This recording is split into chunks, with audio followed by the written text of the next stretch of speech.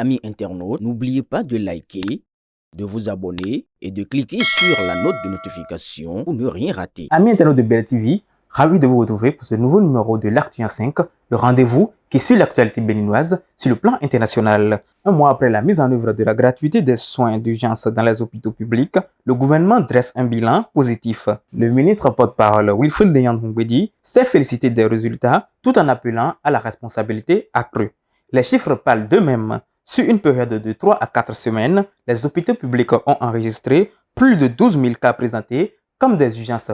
Parmi celles-ci, 4 000 ont été catégorisées comme urgences vitales et pris en charge automatiquement, soit environ un tiers des cas. Un autre chiffre important, le taux de recouvrement des frais de soins avoisine les 70%, un score qui démontre selon le gouvernement que les citoyens comprennent la philosophie de la mesure, soigner d'abord, sauver des vies et ensuite récupérer les dus.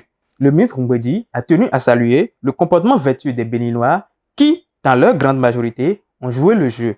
Cette mesure, rappelons-le, vise à lever la peur des citoyens de se rendre à l'hôpital faute de moyens. Mais le gouvernement ne cache pas les difficultés. Le ministre a reconnu que la qualification et l'appréciation de l'urgence vitale est affinée pour assurer une prise en charge complète. Il est également évoqué des cas de mauvaise foi où certains patients ont refusé de payer malgré qu'ils ont leurs moyens.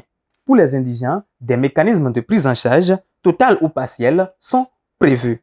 Un bilan positif, mais qui appelle à une vigilance continue. Mieux qualifier les urgences, responsabiliser les citoyens et faire en sorte que la mesure profite durablement à tous les Béninois. Alors, cette réforme tient-il ses promesses? Les chiffres sont encourageants, mais des efforts restent à faire, notamment sur le recouvrement des frais et la qualification des urgences. Et vous, avez-vous bénéficié de la prise en charge automatique des urgences vitales? Dites-nous tout sur nos réseaux sociaux et à très vite pour un prochain numéro de l'Actu 5.